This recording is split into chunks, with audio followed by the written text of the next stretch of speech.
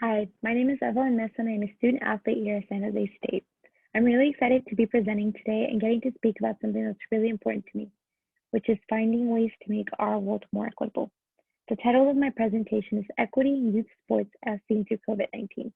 I chose to talk about this given the impact COVID has had on our world over the last year. As the pandemic continues to highlight inequities in our society, youth sports is just one of many avenues that has proven to perpetuate unjust systems. Our research question for today is, how has COVID-19 impacted inequalities within youth sports? Given what we already know about youth sports and about the pandemic, what is the intersection between these two areas? This presentation will take findings from various studies and literature, which use methods such as surveys and interviews to gather their information. In order to understand the importance of prioritizing youth sports, we must first examine the benefits. These benefits extend far beyond earning an athletic scholarship. They are key to children's development.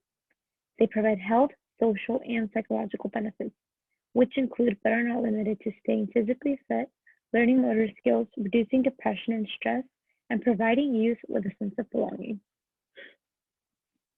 Given these clear benefits, it is disappointing to look at the statistics regarding athletic participation. A 2016 study found that while 46% of households earning more than $100,000 have teens participating in sports, only 28% of low-income households do. These inequities are not limited to household income, as there are great racial discrepancies as well. The Aspen Institute reported that sport participation rates for white children exceed that of African Americans, Hispanics, and Asian kids. Race and class continue to be a barrier despite many attempts to provide our youth with fair opportunities. Over the last year, we've witnessed the ways in which COVID-19 has disproportionately affected low-income communities of color.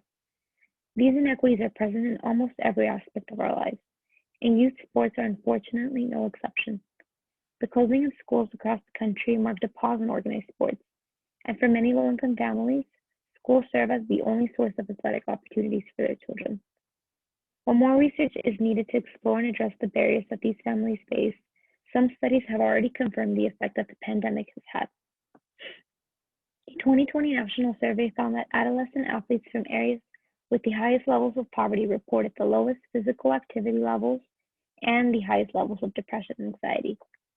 Another study reported that females, athletes in grade 12, team sport participants, and athletes from areas with a higher percentage of poverty reported increased mental health symptoms as well as lower physical activity and quality of life scores.